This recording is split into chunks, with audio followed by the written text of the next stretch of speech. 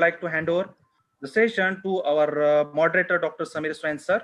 And I request you to kindly enlighten us with your experience. Over to you, sir. Good evening, all.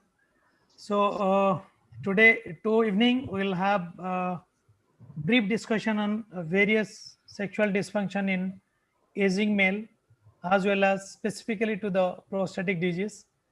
So, friends, we have with us Dr. Prashant, Dr. Devadarshi, and Dr. Pramod, who will be sharing their experience regarding this type of typical uh, case scenarios or a type of sexual dysfunction in prostate diseases. So, as we know, we are starting with a time of men's day that was yesterday. So, we are planning to have a discussion on men's health, specifically overview of prostatic diseases. Though chronic prostatitis is a very common in younger male, but our discussion will be more focused to BPH as well as CA prostate cases. The chronic prostatitis case may be overlooked because there are a lot of other factors involved in that. So let me start one case scenarios first. Then at the final, we can have a little bit of case summary like overview. So I am sharing a screen.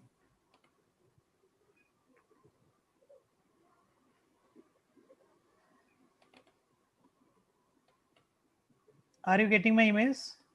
Yes, sir. Yes. So just a minute.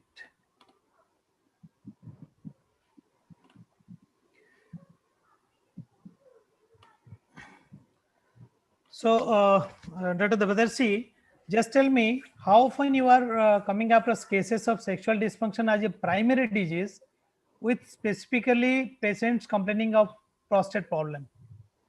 That means patient is demanding that I am having erectile dysfunction. Correct. More than 30% of the patients, what I see in my office visit for LUTs, they usually present with PD. Okay. And Prashant, yeah, how is actually my difference is my experience is a bit different. About 10% of patients should openly complain about it. Yes, that's a specific point. Anyway, Yeah. Dr. Pramod, can you highlight on that if you want? Yeah. I am agree, but I am a bit differ. Majority of the patients with the BPH, unless you ask, very few, 1 or 2 per OPD, will come with the complaint of sexual dysfunction. Otherwise, majority, unless you don't ask, they will not tell. Yes, actually, this is the typical presentation as per the regional variation. It may be in Western countries or in UK. There was a study how the patients are being presenting. So in UK and European countries, they are demanding. Even in US and other developed countries, the more physician approach for assessment of erectile dysfunction, and in many areas is not addressed at all. So let us go to a first case. So this is a case of 50-year male, predominantly obstructive LE2S for 6 months, PSA being 1.2 with 46 gram prostate with 72 ml PVR. Patient has started tamsulosin for about 1 to 2 months. Now, chief complaint is an ejaculation at 1 month of follow-up. So, Prashant, how to approach this case? You know, almost half of them, I see close to half, although the literature says about 30%, but close to half of these patients do complain of this anejaculation or retrograde. We do not know whether it's retrograde or it is anejaculation. Yeah, so around half of them. Okay. So if it is really distressing for these patients, one option that I do is to switch them over from tamsulosin to alfuzosin. And I have seen when they take alfuzosin, some of them do get back their ejaculation. So that is one. Some of them who do not get back with alfuzosin, I can opt for a PD5 single agent therapy. So PD5 inhibitor monotherapy is another option. where if you give PD5 monotherapy, this patient may not have that this retrograde ejaculation and this anejaculation. Okay, Dr. Pramod, do you feel the patient, because the age is at 50, so age is quite young. How do you feel a case of prostatitis overlapping symptoms may be there? Is it because in that case obstructive lots are predominant, those storage symptoms and prostatitis features are not that prominent in this case? So how do you feel? Do you feel prostatitis component may be a significant factor? Exactly. In my opinion, there are two aspects in this case scenario. One, the end ejaculation created after the time solution, and second, if the patient is really having only LUTS or associated any sexual dysfunction. Okay. If patient is obstructive LUTS at this age group with only 46 gram prostate, but the investigation suggesting obstructing feature like PVR is there, 46 gram prostate, a pelvic examination is required, maybe prostatitis or not. If patient is properly evaluated with uroflow, if it is obstructive, it's advisable to give a time solution. If it is non-obstructive, hardly. No, here the main distressing point is anejaculation. So patient has improved. Patient has improved with alpha blocker. Now his main complaint is ejaculatory problem. Important, sir, is ejaculation started just after the starting of the time solution? If yes, we can switch over from time solution to the other drugs. Yes. Like the Dr. Nayak said that it can switch over to the alfuzosin. Okay, so the Vadarshi, then what might be the cause of anejaculation in this case? Only alpha blocker is the primary, that probably all of us knows. But what are the options, if any? Yeah, actually, because of the tamsulosin, since he has started tamsulosin after 1 month only, he has developed this anejaculation. Most of the time, what we see in tamsulosin only, that the tamsulosin acts via both the D2 receptors and as well as the serotonin receptors, selective reuptake inhibitors. That's the reason anejaculation is most commonly a symptom a patient with tamsulosin. So which alpha blocker you will prefer in this case? Only alpha. Young age, sexually active male, probably alfuzosin will be the first choice. Achha, is it possible the ejaculatory dysfunction may change if stoppage of alpha blocker, and what is the usually time period? What is your experience regarding that? Though literature tells in differently, what is your opinion? 48 hours. 48 hours. Okay. Do you consider any other agent for these patients? I will go for alfuzosin. Suppose the patient again develops the similar symptoms after stoppage of alpha blocker or not improving with switchover therapy. Prashant, will you highlight on this?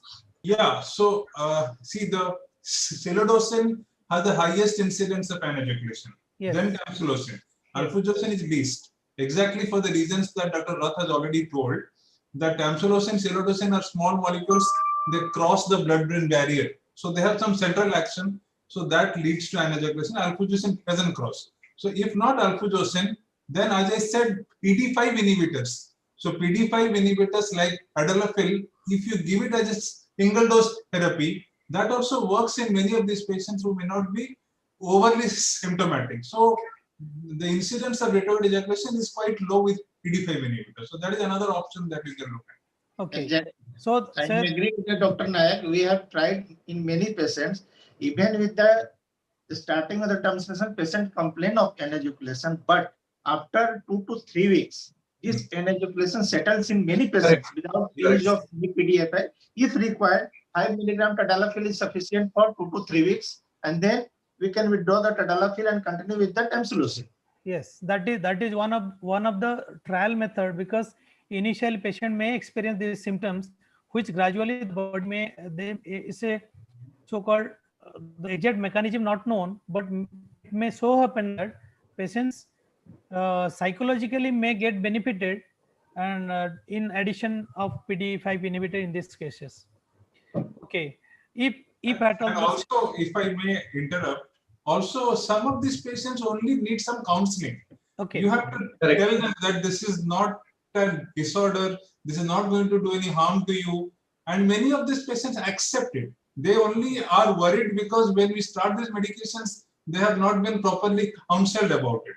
So if you counsel them that this is okay and this is not going to harm you, so then many of them accept this ejaculation also. So, Dr. Prabhat, one issue here. Suppose this patient has primarily came with LUTS, but significant complaint was erectile dysfunction beforehand. If So, primarily, how you will approach in this case? if primarily patient comes for end ejaculation, LUTS, but having erectile dysfunctions in addition to that. It has a primary complaint. if patient come with the LUTS, we first of all we must work up with the urine flowmetry. If it is obstructive bloods, there is a requirement of medication, no doubt. A proper evaluation with a proper history regarding the associated anomalies, diabetes, hypertension, associated drug No, taking. this patient doesn't have any comorbidities actually. Case scenario has been given. It says in this case only addition of erectile dysfunction is a primary complaint along with LUTS. So in that case, do you consider starting PDE5 inhibitor from the beginning? No. I am not in a That always. was the question I'm not I in wanted favor to to start alpha blocker or any PDA5. My first approach is always counseling and removing the stress and other factors like predisposing any factor or a stress factor. Counseling and proper guidance help in majority of the patient. In first visit, I usually avoid PDA5 in any erectile dysfunction patient until unless it's come after stopping of so many urologists. Till I do not start. Yes. Many patients with proper counseling, proper evaluation of the causes, we can rectify without use of medications. In my opinion. So, will you consider starting it from the beginning? I can start 2.5 milligram tadalafil on the first visit. If at all, I think that it may be because of the storage symptoms and the patient is having erectile dysfunction, I may start the lower dose, 2.5 milligram per day. So I will reevaluate the patient within 1 week, then 2 weeks, then monthly. If it is maintaining the same erectile potency and lots has come down, probably that will be the best choice. Else, I need to ramp it more. Like Prashant, what is your opinion? Actually, from the beginning double or? Yeah, I approach it slightly different. So what I do is, if a patient primarily comes to me with complaints of LUTS and erectile dysfunction, he comes out with his own. So that means somebody who is significantly distressed with ED is coming with that complaint. So in those patients, I give a combo therapy. I start them an alpha blocker, I give them a PD5 at about 5 mg tadalafil with alpha blocker. But I generally ask my patients, do you have ED? So if somebody is coming out with the ED symptoms on my asking, yes, that means he was not significantly distressed. No, so actually, I start an alpha blocker. Yeah. Yes, absolutely. Actually, I just wanted to give some difference in opinion. One patient is with primary complaint and somebody is having it without any. That means he is not that much stressed about that erectile problem. Okay. Dr. Let us go Prashant, to one thing I want to interrupt. If patients come with even the ED with the storage or any voiding symptoms, our first approach should be to eradicate or eliminate the regions lying in the pelvis and some psychological factor associated with the family background or with the patients and surroundings. I totally agree with you, sir. All the psychological effects you do, all the counseling is done. But as I said, in majority of my patients, I do not give a combination therapy because they don't come out with ED complaints on their own. Even only if I ask them, do you have ED? Yes, I have ED. So in those patients, I do not give a combination therapy. Yes, but sometimes patients are there. Sometimes this pelvic pain or prostatic inflammation, we started with that 5-ED inhibitors and tamsulosin, and we do not take up this pelvic pain and etc. It will certainly give temporary relief. Yes. But it will actually whole idea of PD5 inhibitors is they are not very harmful drugs. So unless there are contraindications, we do not worry. We can always start, look at the effect and then withdraw it. Yes, just a minute. One point I want to highlight.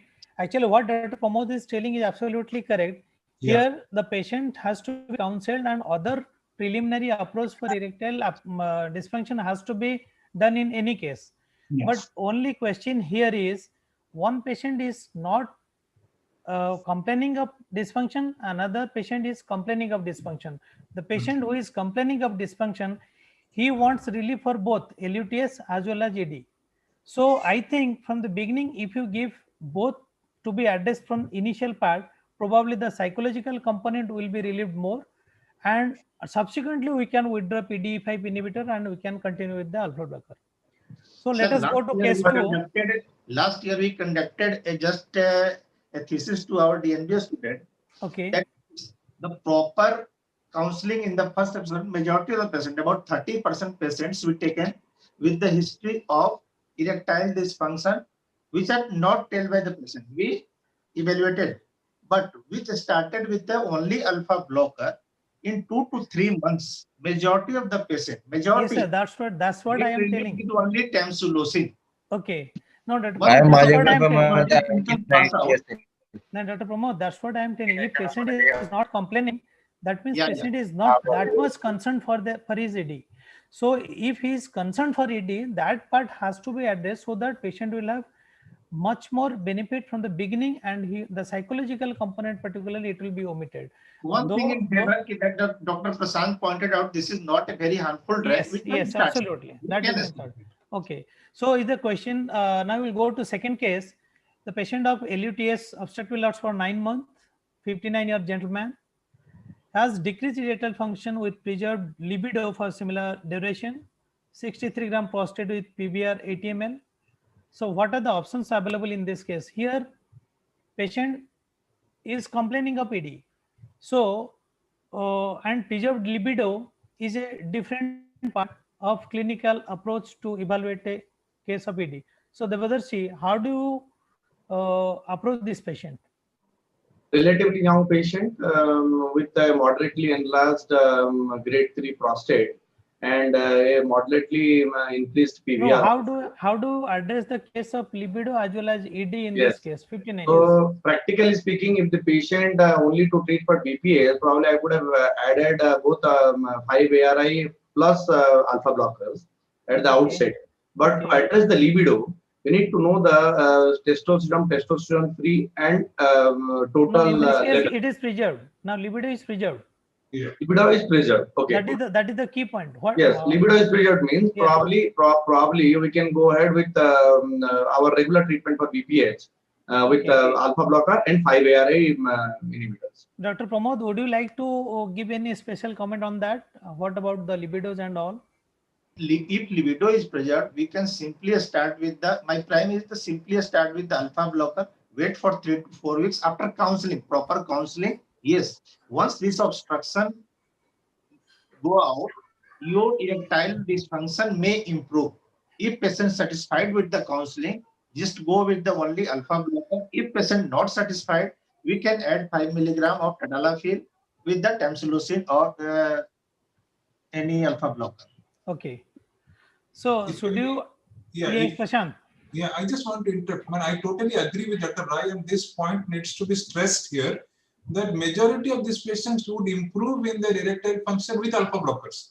Because whenever a patient has BPH, has an obstructive voiding, there is an increased adrenergic tone in the corpus cavernosa. Yes, so once you give alpha blocker, even that is relieved and the flow improves and the erectile function improves. Yeah. That is one of the logic why it has got some indirect evidence of benefit.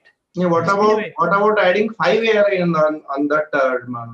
No, combination of 5-alpha reductase inhibitor as well as alpha blocker is okay. That is a part we are addressing to prostatic cause.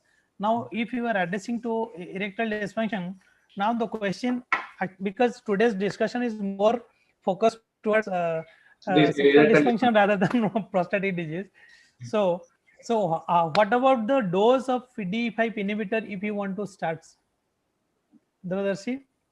I will start 5, or 10, 20. I will start with 5. Okay. Along with tamsulosin or alfuzosin. Though in market 2.5 milligram is available, But actually, what is the recommendation of dose schedule by 5 2.5 milligram 5 milligram. per day? Dr. Pramod, is it okay 2.5 milligram starting? No, if patient is bothered with the erectile dysfunction, prophylactic we start with the 5 milligram. But if patient has any bothersome, we start with the 10 milligram for at least 5 to 7 days. After that, we can taper it with 5 milligram. Okay.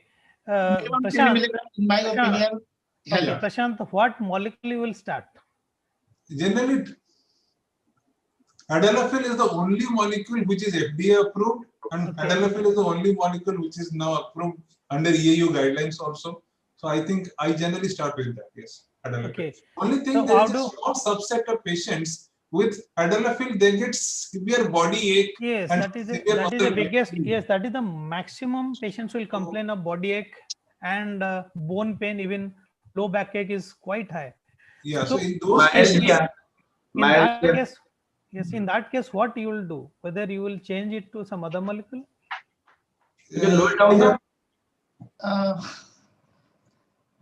Option anybody. there, but we Dr. can Rai, switch you're to saying something. Yes, Dr. Rai, please. on-demand sildenafil. We can switch over on-demand sildenafil. It is fine. Sildenafil has too much scope of increasing the dose up to 100 milligram. Patient is safely can tolerate. Okay. 50 milligram sildenafil is enough in patients who are unable to tolerate with the tadalafil or difficult to manage with the backache and other myalgia. So on demand, not regular, but on demand sildenafil is better. Although vardenafil has come to the market, but not frequently available in the shops. No, Acha, would you like to evaluate the cardiovascular status of the patient before starting PDE5? Yes. Devadarshi, what is your opinion? Basically, Is only it a the must? nitroglycerin. My point is whether it is a must or it's optional. We need not to evaluate the cardiovascular status. Rather, we need to see what the medications he is on. If he is on only nitroglycerin, then we have to give a 24-hour window period.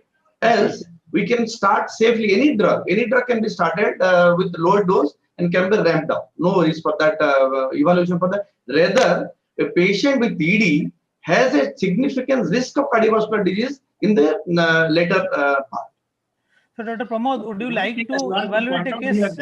One thing, the medication history, we must careful before starting. We must carefully evaluate: is there any beta blocker like metoprolol, retinol patient is taking? If he is taking metoprolol or beta blocker like metoprolol, simply removing this drug improves his erectile dysfunction.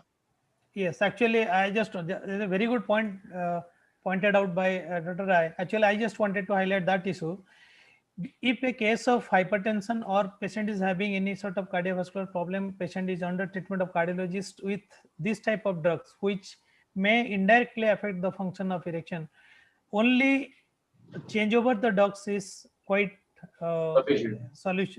It's a very good solution. So, Prashant, do you feel a patient has to be evaluated at this age group? Suppose Actually, patient doesn't have any problem. We used to send our patients to cardiology initially, but Yes. as Dr. Rath and Pramod are saying, we do not do that anymore. So we just Okay. look out for those drugs like the nitrates, and If also patient has good exercise tolerance, yes, up to 5 milligram tadalafil hardly interfere with the cardiovascular function. yes. It can be Actually- tolerated. So Actually- only look out for nitrates, and Yeah. if the patient is not taking nitrates, I think you can safely.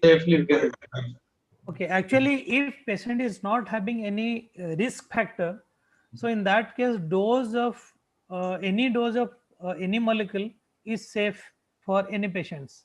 So because it's a titrated dose of PDE5 is a common approach for addressing the ED. It's not a fixed dose schedule. Patient may not benefit with the lower dose and will have to go for additional dose, or maybe we are increasing the dose, or we may add something. We may go for tadalafil with on-demand PDE5. These are all protocols that are available. But if patient doesn't have any significant cardiac dysfunction or cardiovascular problem, in that case, every molecule, every combination is supposed to be safe. So now moving to next case. If I may interrupt just Yes, thing. yes, absolutely, please. Yeah, so there was a meta-analysis in 2018, Okay. which said that there is not much difference between tadalafil 5 mg and tadalafil 10 mg Okay. in terms of improvement in erectile dysfunction. Yes. So yeah, so 5 mg, 10 mg are almost equal. In fact, that study put out a result saying that tadalafil 5 mg is probably better than 10 mg, and they could not explain that, but that was the finding of that meta-analysis. Because of the tolerability. Okay. Yeah. So, okay, moving to the next case is a 63-year gentleman with BP, LUTS not responding to medical therapy, so underwent TURP. Now, his post-TURP problem was erectile function and an ejaculation again. So here the scenario is changed. Now there is a procedure already been done. So how our basic approach will be different to address this component of sexual dysfunction? Pramod sir, just tell me whatever you. About history of TURP, about how duration of TURP. This is about 1 month ago. 1 month. 1 month. We should at least wait for 6 to 8 weeks for proper healing and fibrosis. Okay. A little bit of pain in the pelvis always cause erectile dysfunction and discomfort in the sexual function. So Okay. we should wait 6 to 8 weeks for proper healing. After that, you will evaluate. Yes, an ejaculation may or may not improve after TURP if it is, but erectile dysfunction certainly improves. Okay. If not improved, even after about 3 months, we can add tadalafil or sildenafil. Okay. No, is ejaculation of the bladder, neck, and prostate. So an ejaculation will persist. Otherwise, there is no harm in the sexual function or erection function after TURP. Okay. So questions will be, would you like to counsel a patient or go for medication from the beginning? In my opinion, we should wait up to 3 months. No, practically what is happening, almost nobody is counseling the patients for before undergoing surgery regarding address of ED. No, sir. A proper consent sheet always explain until unless patient is very old, 80 years, 75 years. Okay. Always stress for an ejaculation. Not erectile dysfunction, but an ejaculation always explained to our patients. Because so many counseling, one proper, मैं छोटा सा एक अपना scenario यहाँ पे दूंगा कि होता क्या है ना कि पेशेंट्स एक CPCLT के लिए मेरे पास आया, पेशेंट को वेसाइकल स्टोन था, वेसाइकल स्टोन के बाद हमने उसको स्टोन निकाला और चूंकि अनस्टेबल पेशेंट था तो उसको हम लोगों ने अल्फा ब्लॉकर सिलोडोसिन दे के भेज दिया. पेशेंट विद द एडवोकेट को लेके आया कि आपने जो स्टोन निकाला उसके बाद से आज के 6 ईयर बैक उसके बाद से मेरा इजैकुलेशन टोटली बंद हो गया, आपने मेरी वेसेक्टोमी कैसे कर दी? Okay, so that was a typical scenario. Anyway, after that, even if I use a alpha blocker, I always used to write in their book there is chance of an ejaculation with you and explain to the patient. This is particularly even I just want to highlight one point here. Yeah. The medical legal issues may start after surgery. Medicines may not be that much problematic for medical legal issues because after stopping the medications, everything becomes normal. If patient is complaining of an ejaculation like that, but for surgery, it won't be normal. Probably it is for lifetime. So for the medical legal cause, we must address and we must counsel the patients beforehand. A proper counseling, proper counseling. Yes. Medical legal तो आपको rule out कर ही देगा. ये proper counseling होने से patient को दिक्कत नहीं होता है सर, तो उसको पता होता है कि हमने पहले एक्सप्लेन किया हुआ है, ये चीजें होंगी. Okay. तो that कभी has to be भी done. Okay. नहीं करना चाहता है. Dr. Prashant, do you feel ejaculation preserving TURP is any method? Yes, I think EPTRP is good. I mean, we have tried. In fact, we had a study going on in the department. So how it is different from a standard TURP? Standard, you save 1 centimeter of mucosal tissue all around the ejaculatory duct. You look at the veru. So around the veru, 1 centimeter proximally and 1 centimeter laterally, that mucosal island, you don't do anything to that. So that one you have to preserve. So they say, so that is actually mainly responsible. The muscles around the Veru is responsible for ejaculation.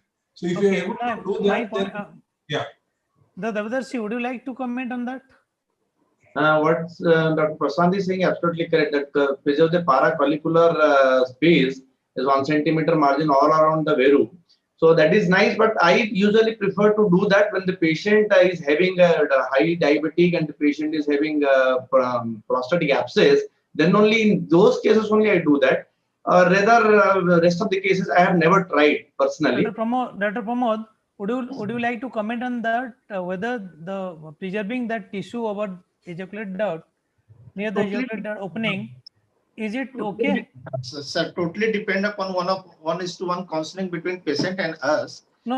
I am telling about the technicality of this ejaculator preserving QRP. Technically, it is good, and results are also better. No, my question to all panelists: is it the preservation of muscle around ED opening is the cause of ejaculation problem, or No, is the it's the defect opening in of the the bladder bladder neck? It actually Yes. does not. Actually, it's not about the leaving behind a tissue.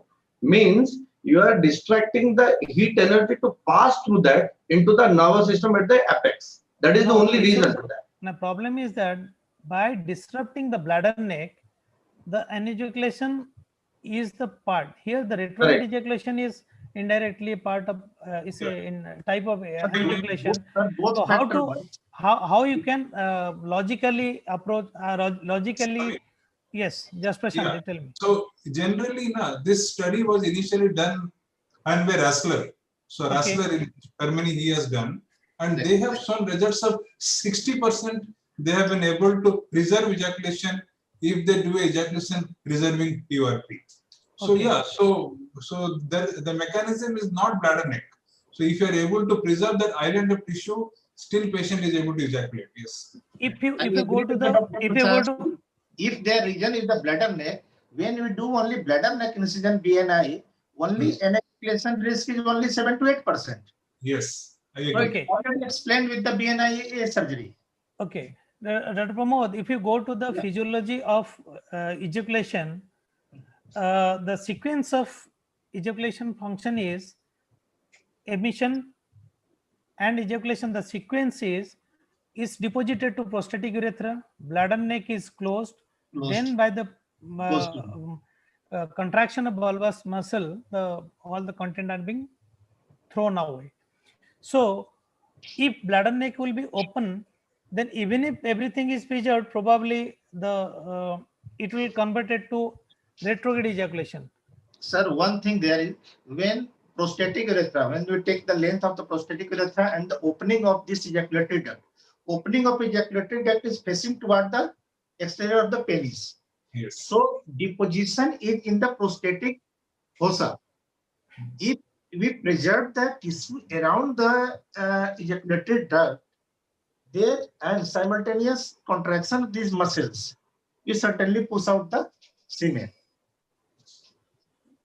Actually, it is that semen get deposited, as Dr. Rice said, in the prostatic urethra. Then the muscles around the proximal urethra, bulbous spongiasus, that take over. So they contract and they expel it outward. So yes. Exactly. Okay, but still it is. Though I feel, what is my personal view regarding the still the physiology is not clear. Yes, sir. All right, sir. Your point is absolutely all right, but this physiology is applicable in the patients who have normal prostatic size or prostatic fossa is very small. Okay. This physiology is all exactly, but once patient age advances, the anatomical disturbance due to enlargement of the prostate take into action. Okay. How do you address a case of ED in post-TRP scenario? Prashant? I think that Dr. Rai has already answered. See, the most important point is that post-TRP pain, inflammation, you need to allow it to settle down. Wait for 3 months, do counseling of the patient, and once the patient is, if he's not improving, then then you can start PD5 inhibitors.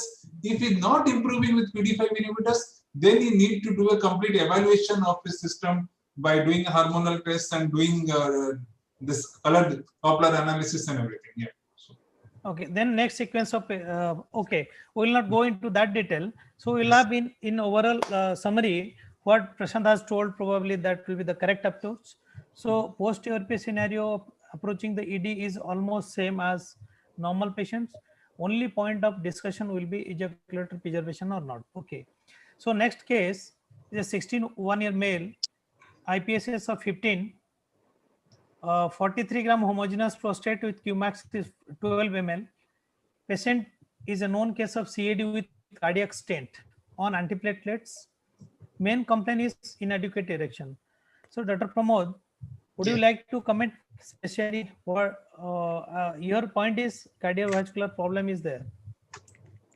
Cardiovascular problem is there, already patient in the stand, but if his exercise tolerance is good or not. One thing I want to consider the patients on antiplatelets, except the alpha blockers. If we manage to change the drugs, it's well and good. Patient aside, many times, sir, in the present day scenario, even the healthy patients within the one stent or two stents without any obvious reason in the heart. So only just seeing on the cardiac patient, it is cardiac patient on a stent, we do not defer our treatment. Yes, patient, your protocol is same as a normal case. Yeah. Okay. Okay. So Dabadarshi, Yeah. would you like to change your plan? Same. Same. Yeah, correct. Okay. No, Prashant? no, correct. Prashant? no, a patient on cardiac stent is not a contraindication. Patient on antiplatelet is not a contraindication to receive PD5 inhibitors. As Dr. Rice says, patient is had good exercise tolerance, not on any nitrates. I can go ahead and give him PD5 inhibitors. So in general, patient with cardiac stent is probably better patient than a patient who is having hidden CAD without a stent, because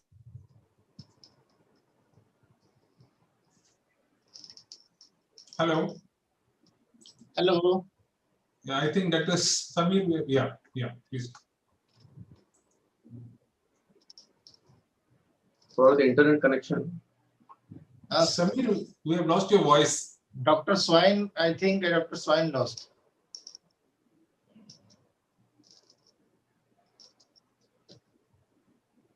Samir, we are not able to hear you. Yeah. Now he has come back.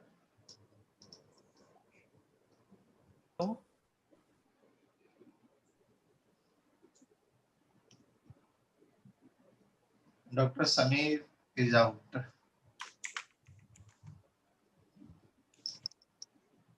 I think there is. Hello. Yes. Come back. Yeah, hello, Samir. Yes, I'd like to share my screen, or it's available. No, it is not Share available. your screen. Okay.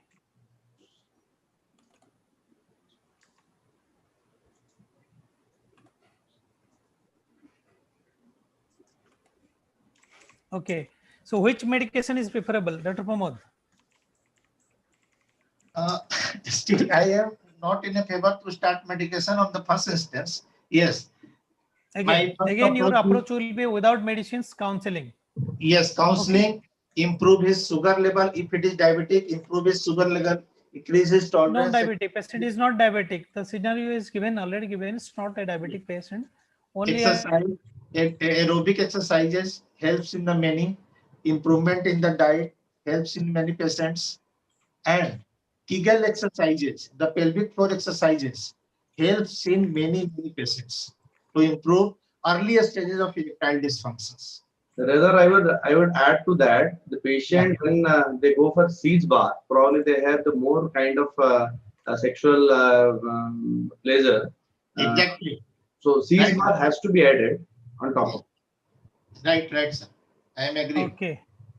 Okay. Do I you just feel? want to add one point. Hello, Samir, if I can. Yes. Yeah, no. So actually, these PD5 inhibitors are known to improve cardiac function in these patients with coronary artery disease. Correct. They're known to improve cardiac function. So yeah, if somebody has the ED, there is no contraindication, and that patient actually might be better for it. There are few studies in available combination of alpha blocker and PD5 inhibitor. They have some synergistic effect on lowering the blood pressure. Yes. So would you like to look at this point for treatment of this type of patients? For Prashant? the blood pressure, I think it's not desirable to add PD5.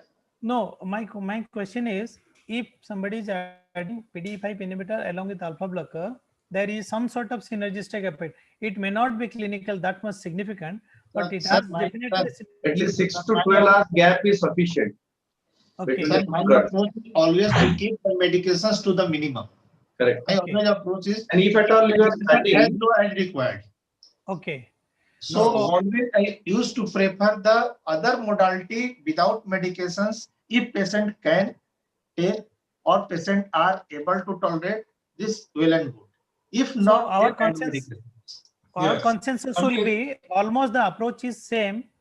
If in a case of cardiac stent without any severe cardiovascular morbidity, we should approach the patient as a normal patient. Correct. Prashant, is it okay? Yeah, it's okay. Yes, I yes. just want, because what question you are probably asking was lowering of BP leading to hypotension, dizziness and all that. So a Yes. patient on combination therapy, if he has these complaints, we actually, a normal patient, a normotensive patient will generally not complain of these things. A patient who is already on an antihypertensive, when you start alpha blocker or combination, he may have this. So we Right. just need to modify the antihypertensive medications.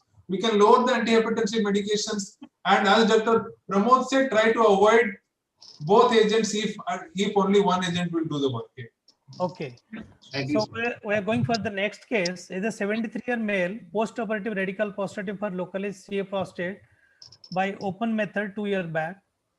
There is occasional incontinence of urine, not recurring a single pad per day.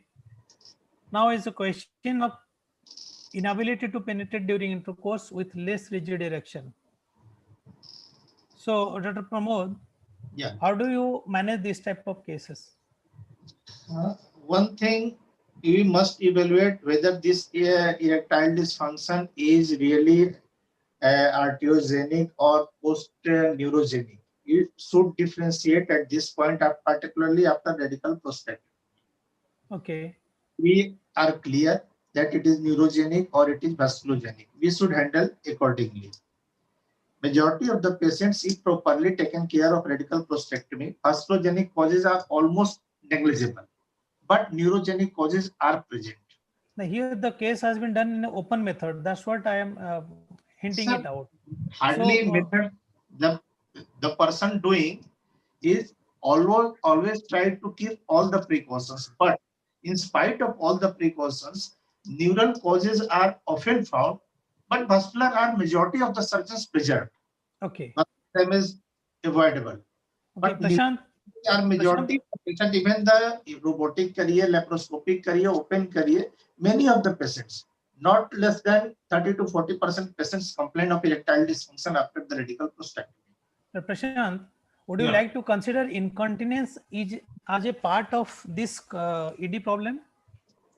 Yeah, patient who is having inconvenience because of incontinence, there will be psychological stress and he will have ED. So yes, incontinence and this would be part. But I agree with Dr. Rai on that point that generally neurogenic cause respond to everything.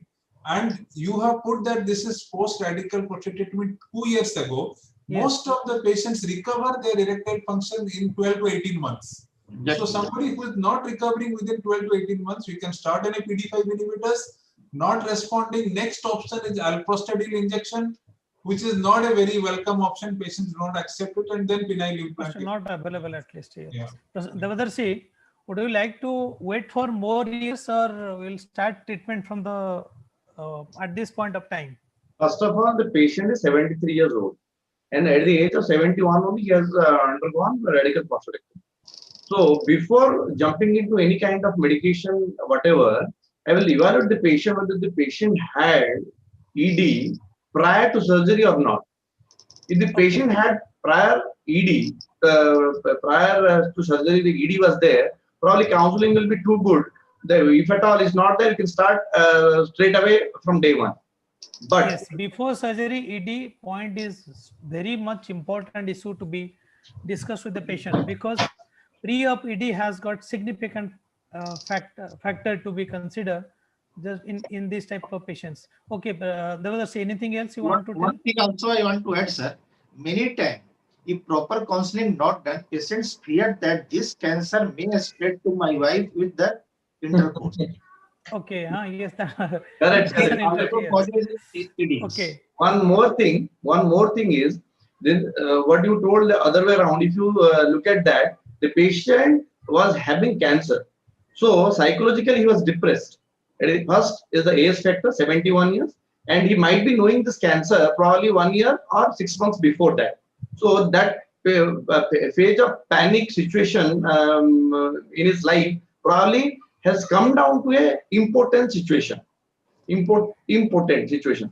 That's the reason we need to evaluate those things, and the patient is not requiring any pad. So straight away we can go for therapy if at all it is needed. So what are the investigations you will advise? Devadarshi? Investigations, most of the time it is a neurogenic or a vasculogenic, or third one is the psychogenic ED. So vasculogenic most of the time we don't get, and most of the time we get a neurogenic ED in cases of radical prostatectomy patients. Okay. So there is no such tool to measure accurately when the patient is having that one. But corroborative tests, like if you do a perianal incision and the patient having constipation, one most difficult thing to address is constipation.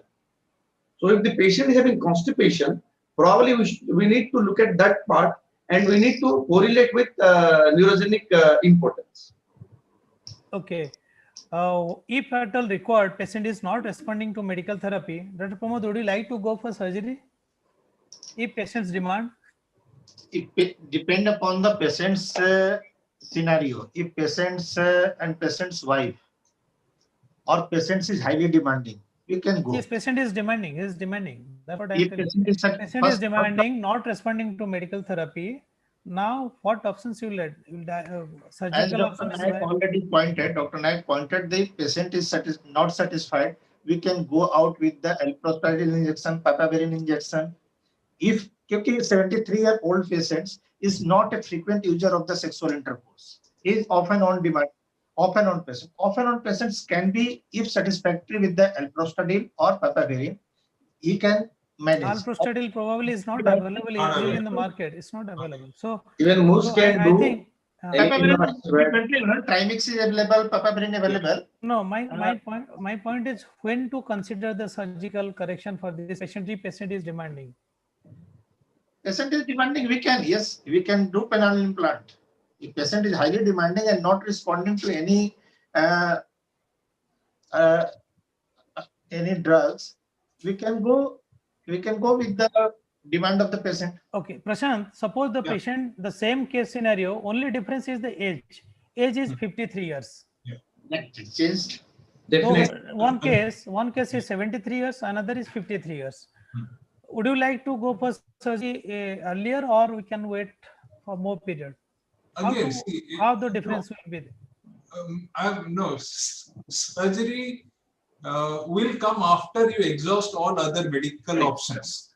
So you try drugs, you try injections, and if not responding, only then the last option would be an operative one or putting an implant. And there are reports where they have put implants in patients, in elderly patients also, although I wouldn't be very excited about it. But a younger patient, yes, if medicines are not working, I would not hesitate to refer the patient to you for implant, because I don't do implants, so I refer it to them. No, actually, Prashant, the issue is the younger patients are more responsive to medical therapy. Yes. Even it may have some multimodal approach like bimix, trimix, maybe BED or vacuum erection devices. Yes. There may be some any sort of supportive medications, maybe combination therapy. They usually respond more than Yes. patients with increasing age. I So agree. if patient is, my question is, should we wait for more period by trying medications for maybe 6 months, 1 year, 2 year? No, The that is waiting what. period 3 to 6 months Yes. ideal time to is deliver waiting. all the exhaust all our options, medical Yes, Yes. treatable options. issue is waiting period should be less in older age group than a younger age group. That's what I just wanted to point it out. Right. So if at the age of 73, probably the effect of medicines and other supportive approach may not be that much promising for the patients at 73 years age. If I If But may, patient is but much more demanding, in that case, we can switch over to surgical therapy if we are adjusting the, or we are not getting any immediate benefit of all the methods. Issue if is younger age group patients, the response of treatment is better than a older age group. That's a well-known fact. I just want to. Damodarshi, would you like to add anything? no, Damodarshi, want to actually, add? what you told about the age and erectile function doesn't have a different stage. Age and erectile function just go in the same stage. We are mistaken because we stay in a third world countries. So in the Western world, this age is not at all a bar. Got my point? And the thing what you are telling, the people of lesser age will respond more to the medical therapy than the older patient. I don't have that much of evidence to support, but I don't think means there will be any variance. It's If just I about, may, even if Dr. it is yes, Prashant. Samir, Yes, no, I Prashant, just please. want to counter Dr. Rath with a small anecdote, if I may be allowed 1 minute. Absolutely. So I was a resident and a patient was planned for bilateral orchidectomy. I was a first year resident who didn't take a proper informed consent. My fault. Patient after surgery 1 month is standing in OPD with his wife standing some half meter away, saying that I don't have an erection. You didn't tell me about it. 85-year-old patient. So after Yes. that, I am very particular. Every patient, irrespective of age, has a right to be intimate. So yes, you No, cannot. absolutely. That's what I told. That's what I told. No, You the cannot say older people, younger people. Everybody has got the right. No, For, the issue is not the right. Now the part of sexual dysfunction is almost as, it's not as equal what 20 years back maybe. Correct. Even Everybody has opened up. Even in India, the scenario of patient demanding support for sexual dysfunction Correct. is the age is almost raised. So, so Dr. Pramod, Yeah. if the patient is demanding and not, he doesn't want any medications. Suppose he has tried all medications and adjusted and directly go for surgery. Would you like to go for surgery, or still we want to do something else? If he can manage with the vacuum devices, it's well and good. If not, we can go for surgery. Surgery is not also very difficult and costly in the present day scenario, particularly with the SARS prosthesis.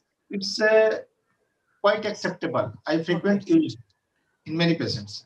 Okay, another case scenario: 67-year male with radiotherapy for localized CA prostate 18 months back. Again, raised serum PSA increased and now on hormonal management. PSA is 0.05 nanogram per ml. Complaining of dysuria and erectile dysfunction. Patient doesn't have any comorbidity. Patient now on 18-month follow-up post radical radiotherapy for a localized CA prostate. Dr. Pramod, is dysuria is a causative factor for erectile dysfunction? Maybe in the majority of patients, yes. After radiation, there is lots of inflammation around the pelvis, and any inflammation around the pelvis causes erectile dysfunction. So unless this dysuria and his inflammatory aspect subsides, we waste our drugs in improving the just erectile function. Okay. Now, here patient is now on hormonal therapy. Would you feel the erectile function will much more deteriorating than previous, or it is same as post radical radiotherapy. Certainly. My question is Yeah. hormonal management is significantly affect the erectile dysfunction? It certainly affect the erectile dysfunction, but not all patients suffer from erectile dysfunction with the hormonal management. Many patients maintain good, even the libido, and good erectile dysfunction with the hormonal manipulation therapy. Yeah, but I also want to bring a point here, Dr. Rai, that many of these patients do not complain of ED because once they are on hormonal, they do not have the desire also. Correct. Exactly. Even they have lost the libido. Yes, so they generally there's a decrease in libido. So it may be the patient's wife who is coming to you and complaining. Correct. Hello. Actually, I'm Yes, sorry, yeah. really having some little bit issue for net. No worries. No worries. Actually, it's a problem just started yesterday. I'm sorry for Okay. that. Yeah, So, we are with you. so Dr. Pramod, what you are telling some points regarding this? Hello. Sir, yes, sir. Yeah, just tell me what you are highlighting. Actually, I have just missed. Okay. We just wait for our discussion in between when you lost it. In the majority of the patients who are already taking the treatment for malignancy, post radiation and hormonal therapy, they are hardly bothered about the erectile dysfunction. They are mainly bothered for their malignancy aspects. But if they bother, we should take care of them.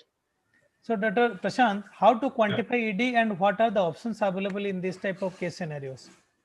No, see, quantification of AD is generally by IIEF. So generally you have an SHIM questionnaire or a shortened abbreviated IIEF. That is IIEF.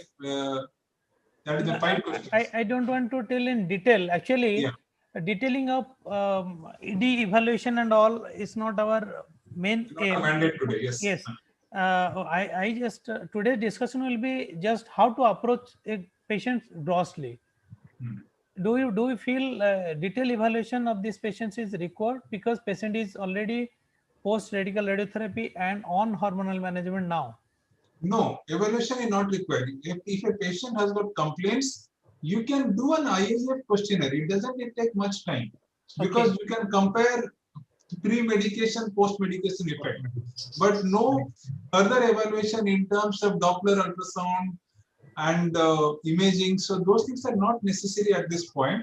Patient has got complaints, you can give medications and see whether it is improving. So practically, clinically, we can address majority Yes. of ED than going for any sort of evaluation. Yes. Would you like to go for testosterone level evaluation in this type of patients? Testosterone level is going to be low. If the patient is receiving a successful hormonal therapy, I expect the testosterone to be less than 50 or less than 20. So Okay. that is anyway going to be low. So Devadar Seed, would you like to highlight that hormonal therapy has got more prominent role for ED or it is radiotherapy is more problematic for ED in this type of cases? Hormonal therapy actually have the both hormonal therapy has got kind of a double-edged sword.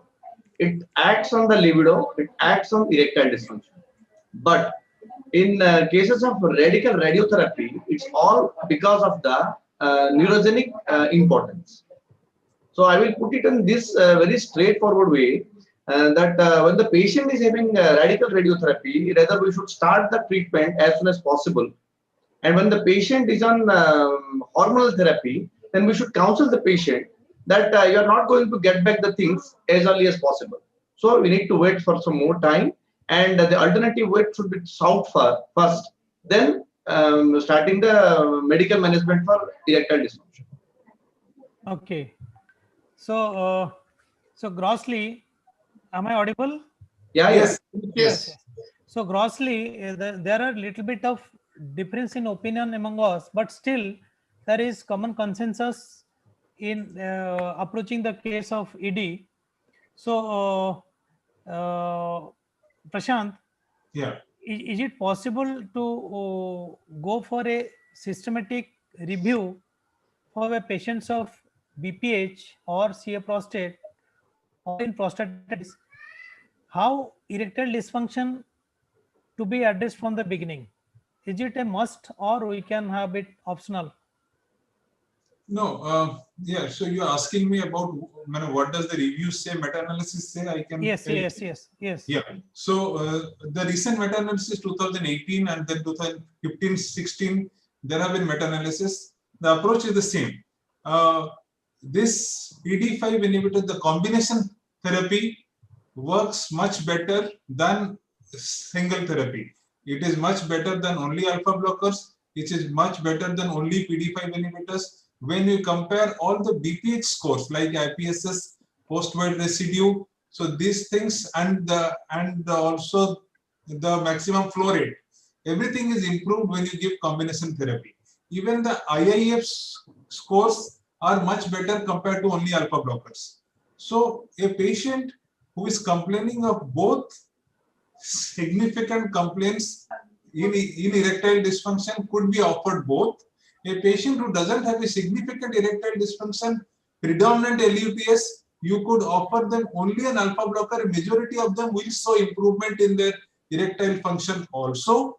And yeah, so role of this PD5 monotherapy, that is slowly coming down. Monotherapy in this LUTS is slowly coming down. Generally, it's an adjunct, either in combination. Yeah, so generally, it's an adjunct to this thing. Prashant, Dr. Sai is asking whether you should evaluate the patient prior hand. No. And how to compare that?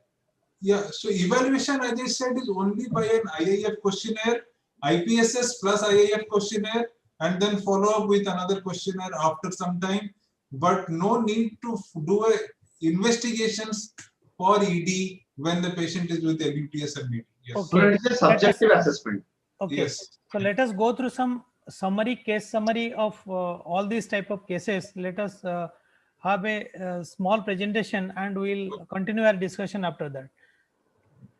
So prostatitis and BPH and prostate cancer are representative diseases that develops in prostate.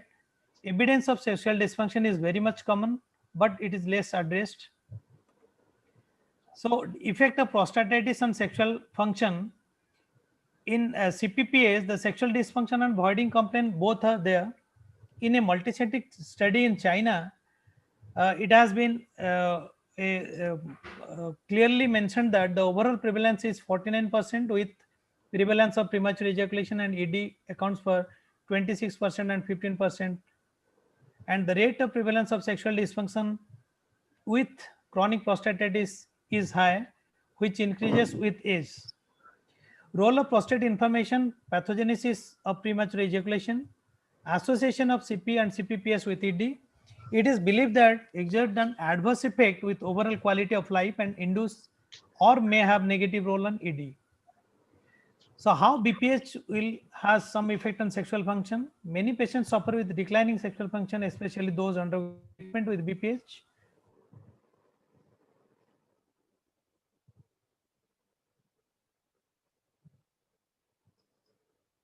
Biological evidence like NHSL and multicentric trial from EPIC study and United States and European studies also supports the fact.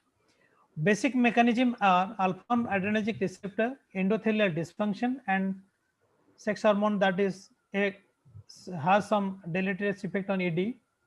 So endothelial dysfunction possible, the nitric oxide pathophysiology is a main factor, which in aging male is decrease the level of testosterone and reduction in the conversion of testosterone to estradiol by aromatase enzyme may contribute to deficit of endothelial nitric oxide. And in case of BPS, the decreased nitronergic innervation has demonstrated less as comparison to normal prostate. Dihydrotestosterone is having higher affinity for adrenergic receptor, and age-related changes in circulating hormone level and an imbalance between testosterone and estrogen ratio may play a role. So how prostate cancer is a problem for sexual dysfunction is a radical prostatectomy, radiotherapy, hormone therapy, and other management are a causative factor. surgical nerve injury resulting in collagenation of smooth muscles in the corpus cavernosum, age of the patients, and sexual function before surgery are important factor. Low risk group with fairly good sexual function and bilateral nerve preserving surgeries may aid to recover the functions early. 12 months should be the minimum time to be observed. At least 18 months is maybe ideal. So in case of radiotherapy, the vascular injury is much more higher, and in older patients and simultaneously treated with hormone therapy, the response rate and prevalence of ED is quite higher with less response to medical therapy. So androgen deprivation therapy is a most frequent complication of is ADT is sexual dysfunction, and size of the testis, length and volume of the penis is decreased. Though it is not clear, there are a few studies that supports that there is a little bit of restoration of the size after stoppage of EDT. So this is one image that I want to highlight regarding cardiovascular status risk, that if insist on consensus panel 2, then we'll have to categorize the patients of high risk, intermediate risk and low risk here. And the chart shows how to start medications, and as per the various reviews says, vardenafil has to be titrated properly because it has got significant effect on QT prolongation. Patients taking medications that affects on QT interval has to be tailored. Again, tadalafil is supposed to be safe, though, because the efficacy and duration of treatment and days of treatment of tadalafil is not equal as comparison to other molecule. Sildenafil has got effect on demand, but vardenafil, the titration has to be done in significance of QT prolongation. So in conclusion, sexual dysfunction may develop as a side effect of the treatment of prostate disease, and therefore the therapy suitable to each condition should be selected with an understanding the close association of prostate disease and associated sexual dysfunction with quality of life on males. So friends, Prashant, to continue our discussion. Hello, Prashant, available? Yes, yeah, I'm there. Yes, this is just a common overview of the sexual dysfunction. Yes. For a general knowledge, for maybe for a patient, general physicians, it may not be applicable to specifically urologist or andrologist. So how do you feel? Any point you want to add to this? No, I think you have summarized it well. So I think we have discussed most of these points over the course of last 1.5 hours. Dr. Pramod, would you like to give any comment? Rightly and summarized in a nice way. Dr. Pramod? Good for, yes, sir. Nicely summarized by you, sir. And hello. Yes, am I audible? Yes. Yes, yes.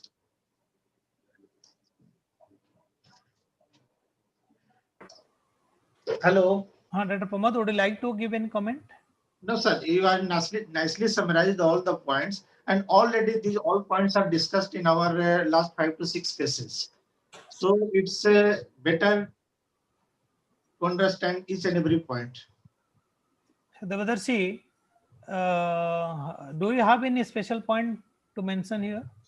I need to just highlight one thing. Most of the patient, most of the urologists, they straight away write any case of LUTs, BPH, any case of anything, they straight away go for silodosin. That is the only, I see a lot of prescriptions. All urologists have started writing prescriptions for silodosin because it is the highest uroselective brand right now in use in India. But to my surprise, none of the patient has been asked whether you are sexually active or not. Which I have each and every patient, whoever goes off my cabin, has to have to be known about the sexual activity and a digital rectal examination. Both the things, I don't send the patient from my cabin without asking, doing those two things. But to my surprise, whether the patient is having a chronic prostatitis at the age of 22, or 35 or a BPH with lots of 55, all the patients are on silodosin. One. Second, we have already gone to that level that we have never thought the patient has got a creatinine report of 4 or creatinine report of 2, but still then we have written off silodosin. That is the only thing I want to highlight, that we should be very patient dealing with the patient, confidence. At the same time, we should evaluate the patient so that we should not go wrong by treating the patient only because of the volume rather than concentrating on the sexual part, all the things to be summarized. Then only we should write a prescription. That's what. So happy Men's Day to all. Thank you very much. Same to you all. Anyway, Dr. Prashant, so here in order to have a little bit of more discussion, so here evaluation of patients, evaluation of comorbidities, everything is okay. Neglected issue is sexual dysfunction at this age group. So this need to be addressed properly, needs to be evaluated properly, and all medications has to be done ethical way and step-by-step approach, as well as counseling, as Dr. Pramod has strongly pointed out. So everything has to be done as per protocol, as per recommendation, so that patients will have very good men's health at this older age group. So Dr. Prashant? Yeah. Yeah, I totally agree. I just want to ask one last question to all the panelists. How many of you add PD5 inhibitor if the patient is not responding to alpha blockers? I do. Yes, so I think that is something that we should consider, that not many of us are doing that. That if a patient is not responding to maximal alpha blocker, you could still add the PD5 inhibitor and expect some more response in these patients rather than taking them up to OT. So my practice being coming from an institute where I do not have the luxury of lot of OT time, so I generally take this patient slow, give them maximal alpha blockers, not responding, I add a PD5 inhibitor, and only then if they do not respond, I take. So this is just one additional point that struck me, that I should say. Okay. Yeah. Yes. So, so friends, now I will hand over the session to Dr. Kiran. Dr. Kiran, are you available? Yes, sir. Yes, I'm here, sir. Please. So thank you so much, all the speakers, and this was a very interesting, informative, and interesting. So I think speakers have already shared lots of valuable insights and inputs to the various topics they have presented and discussed here. And I'm sure this valuable insights and inputs are going to definitely help our participants in their daily clinical practice. So I think the questions in the chat box. Yeah, but I think they have been answered by our speakers. Thank you, speakers, for those explanations. And there are no more questions. So with all permission from all the, we would like to conclude this session. Okay. Thank you. Thank you so much, speakers, all the Thank participants. you. Thank you, our technical team. Thank you all. Stay safe. Good night. Good night.